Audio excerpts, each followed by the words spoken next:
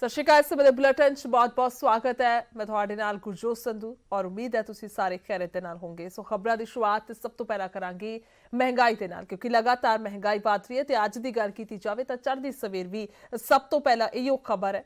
नहीं रुक रहे हैं तेल दीआं कीमतां दे विच इजाफा। अज लगातार 7वें दिन पेट्रोल ते डीजल महंगे हुए ने। सरकारी तेल कंपनियां ने फिर भाव जिहड़े ने वधा दित्ते ने। पेट्रोल की कीमत दे विच 30 पैसे प्रति लीटर के हिसाब दे नाल फिर तो इजाफा होया ते डीजल दे विच भी 35 पैसे प्रति लीटर लगातार 7वें दिन जिहड़ियां कीमतां ने वधियां ने और लगातार ही 30 तो 35 पैसे पेट्रोल ते डीजल की कीमत दे विच इजाफा हो रहा है।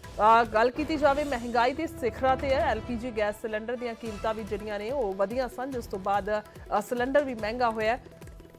ते जेकर पेट्रोल ते डीजल की गल की जाए तो लगातार 7वें दिन ये कीमतां वधियां ने, जिस तो बाद सीधे तौर पर एक मोटा वड्डा बजट ते असर पैंदा होया लोकां दे नज़र आया। और साफ तौर पर लोगों का यही कहना है कि महंगाई जिहड़ी है वो दिन ब दिन अपने चरम ते है, जिसनूं सोचना चाहिए सरकार नूं इस प्रति और खास तौर पर लोगों के लिए थोड़ा जा राहत देनी चाहिए। और घट्टो घट्ट जेकर राहत नहीं है तो इसनूं महंगा भी ना किया जाए, क्योंकि रोज़ाना ये कीमतां वधन दे नाल महंगा होया पेट्रोल ते डीजल और रोज़ाना दे काम प्रभावित होंदे ने।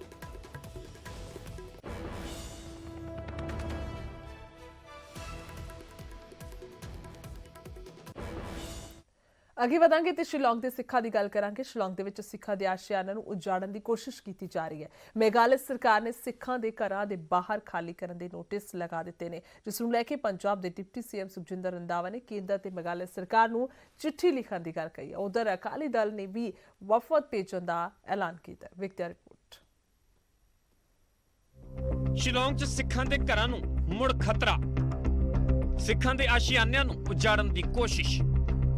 मेघालय सरकार ने हुक्म किए जारी, घर खाली करने दे दिते हुक्म। शिलोंग दे विच सिखां दे घरां नूं उजाड़न दी कोशिश की जा रही है। मई 2019 वांग सरकार ने मुड़ घर खाली करने दे नोटिस चिपका दिते ने, जिसनूं लैके सिख भाईचारे दे विच रोस दी लहर है। सिख भाईचारे दा कहना है कि 200 सालों तो इत्थे रह रहा ते सानूं ही इत्थे गैर कानूनी तरीके दे नाल रहना दस्सिया जा रहा है ते हर संभव लड़ाई लड़न दी गल कही है। हमारे लोगों का राइट है, उसका तो ख्याल नहीं रखा गया ना।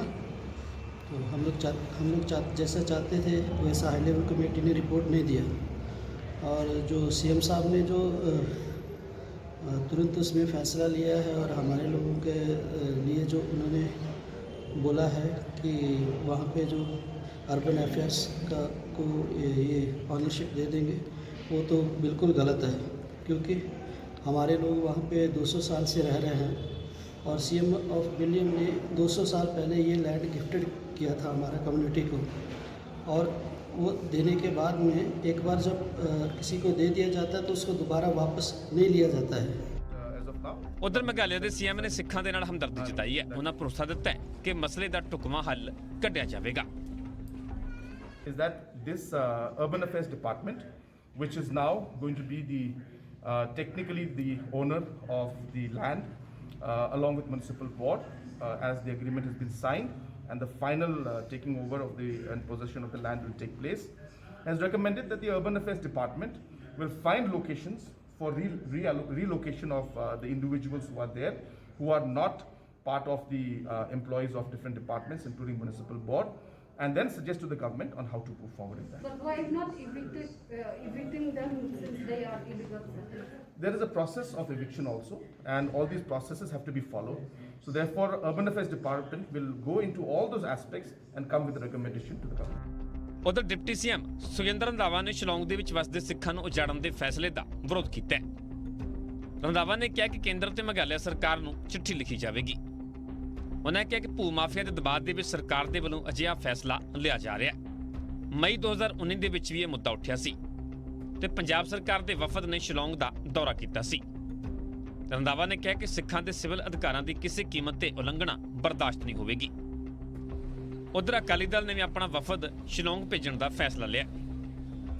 मेघालय सरकार नूं इह उजाड़ा रोकना पएगा। श्रोमणी अकाली दल मेघालय के लोगों नाल पूरी तरह खड़ा ते श्रोमणी अकाली दल का एक बहुत जल्दी ही मेघालय भी जाएगा। दस दे कि सिख भाईचारे के 350 के करीब परिवार बीते 200 सालों तो इत्थे रह रहे हैं, पर हुण उन्हां नूं घर खाली करन दे हुक्म दिते गए ने। ਸਾਲ 2018 ਦੇ ਵਿੱਚ ਵੀ ਜਾਇਦਾਦ ਨੂੰ ਲੈ ਕੇ ਸ਼ਿਲੌਂਗ ਦੇ ਵਿੱਚ ਹਿੰਸਾ ਹੋਈ ਸੀ। ਸ਼ਿਲੌਂਗ ਤੋਂ ਪ੍ਰਭਾਸ਼ਾ ਭੱਟਾਚਾਰੀਆ ਦੇ ਨਾਲ ਰੋਹਿਤ ਬੰਸਲ, ਨਿਊਜ਼ 18 ਪੰਜਾਬ। ਸੋ ਜੇ ਗੱਲ ਕਰੀਏ ਤਾਂ ਪੰਜਾਬ ਦੇ ਵਿੱਚ ਸ਼ਿਲੌਂਗ ਦੇ ਸਿੱਖਾਂ ਦਾ ਮਸਲਾ ਗਰਮਾਇਆ। ਸ਼੍ਰੀ ਅਕਾਲ ਤਖਤ ਸਾਹਿਬ ਦੀ ਉਹਨਾਂ ਦੇ ਜਥੇਦਾਰ ਨੇ ਇਸ ਦੀ ਨਿਖੇਧੀ ਕੀਤੀ ਹੈ। ਕੇਂਦਰ ਤੋਂ ਮੇਘਾਲਿਆ ਸਰਕਾਰ ਦੇ ਫੈਸਲੇ ਤੇ ਰੋਕ ਲਾਉਣ ਦੀ ਮੰਗ ਵੀ ਕੀਤੀ ਹੈ। ਕੇਂਦਰ ਸਰਕਾਰ ਨੂੰ ਤੁਰੰਤ ਦਖਲ ਦੇਣਾ ਚਾਹੀਦਾ ਹੈ। ਜਥੇਦਾਰ ਸਾਹਿਬ ਕਹਿੰਦੇ ਹੋਏ ਨਜ਼ਰ ਆਏ ਨੇ ਸਿੱਖਾਂ ਨੂੰ ਉਜਾੜਿਆ ਜਾਣਾ ਮੰਦਭਾਗਾ ਫੈਸਲਾ ਹੈ, ਇਹ ਵੀ ਉਹਨਾਂ ਨੇ ਕਿਹਾ। ਔਰ ਮੇਘਾਲਿਆ ਸਰਕਾਰ ਦੀ ਕਾਰਵਾਈ ਦੀ ਨਿਖੇਧੀ ਵੀ ਕੀਤੀ ਹੈ। ਔਰ ਸ਼ਿਲੌਂਗ ਦੇ ਵਿੱਚ ਸਿੱਖਾਂ ਨੂੰ ਘਰ ਖਾਲੀ ਕਰਨ ਦੇ ਲਈ ਇਹ ਹੁਕਮ ਜਾਰੀ ਹੋਏ, ਜਿਸ ਤੋਂ ਬਾਅਦ ਖਾਸ ਤੌਰ ਤੇ ਇਹ ਮੁੱਦਾ ਜਿਹੜਾ ਉਹ ਵਧਦਾ ਹੋਇਆ ਭਖਦਾ ਹੋਇਆ ਨਜ਼ਰ ਆਇਆ, ਕਿਉਂਕਿ ਅਜਿਹਾ ਹੀ 2019 ਦੇ ਵਿੱਚ ਵੀ ਹੋਇਆ ਸੀ ਔਰ ਉਸ ਤੋਂ ਬਾਅਦ ਵੀ ਅਜਿਹਾ ਹੀ ਨਜ਼ਰ ਆਇਆ। ਸੋ ਸ਼੍ਰੀ ਅਕਾਲ ਤਖਤ ਸਾਹਿਬ ਦੇ ਜਥੇਦਾਰ ਨੇ ਇਸ ਦੀ ਨਿਖੇਧੀ ਕੀਤੀ। ਕੇਂਦਰ ਤੋਂ ਮੇਘਾਲਿਆ ਸਰਕਾਰ ਦੇ ਫੈਸਲੇ ਤੇ ਰੋਕ ਲਾਉਣ ਦੀ ਵੀ ਮੰਗ ਕੀਤੀ।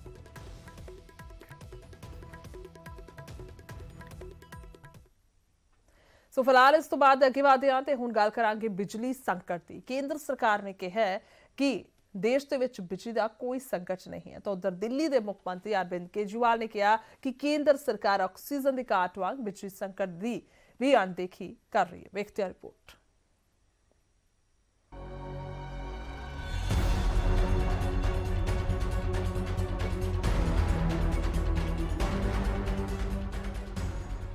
ਕੋਲੇ ਤੇ ਸਿਆਸੀ ਕੋਹਰਾਮ ਮਚਿਆ ਪਰ ਕੇਂਦਰੀ ਊਰਜਾ ਮੰਤਰੀ ਆਰ.ਕੇ. ਸਿੰਘ ਇਸ ਤੋਂ ਇਤਫਾਕ ਨਹੀਂ ਰੱਖਦੇ ਕਿ ਦੇਸ਼ ਦੇ ਵਿੱਚ ਕੋਲੇ ਦਾ ਸੰਕਟ ਹੈ। ਆਰ.ਕੇ. ਸਿੰਘ ਦੇ ਮੁਤਾਬਿਕ ਨਾ ਤਾਂ ਕੋਈ ਸੰਕਟ ਹੈ ਨਾ ਕਿ ਹੋਵੇਗਾ। ਕੋਲੇ ਦਾ ਭਰਪੂਰ ਸਟਾਕ ਹੈ। ਇਸ ਦੇ ਬਾਵਜੂਦ ਬਿਜਲੀ ਨੂੰ ਲੈ ਕੇ ਕੋਲਾ ਸੰਕਟ ਦੇ ਮੁੱਦੇ ਨੂੰ ਬੇਵਜ੍ਹਾ ਧੂਲ ਦਿੱਤਾ ਜਾ ਰਿਹਾ ਹੈ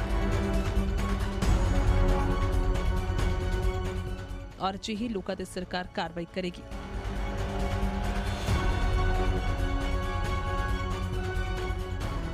तो ये क्राइसिस है नहीं, क्राइसिस था नहीं, ये क्राइसिस अननेसेसरली बनाया गया।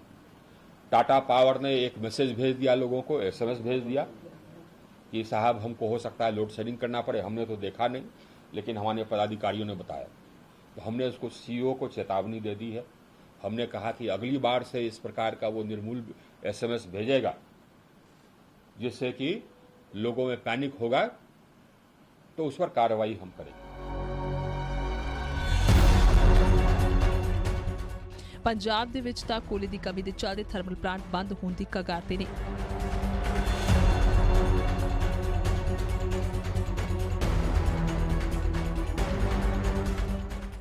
ਬਿਜਲੀ ਉਤਪਾਦਨ ਦੇ ਵਿੱਚ ਕਮੀ ਆਈ ਹੈ, ਯਾਨੀ ਕਿਸੇ ਵੇਲੇ ਵੀ ਬਲੈਕਆਊਟ ਦੀ ਨੌਬਤ ਆ ਸਕਦੀ ਹੈ।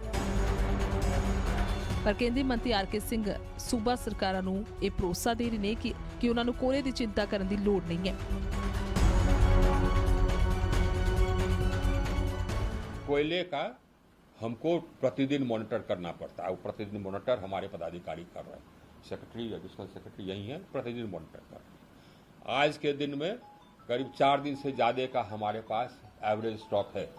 अब प्रतिदिन हमारे पास स्टॉक आता है, जैसे खपत होता है वैसे स्टॉक आता है।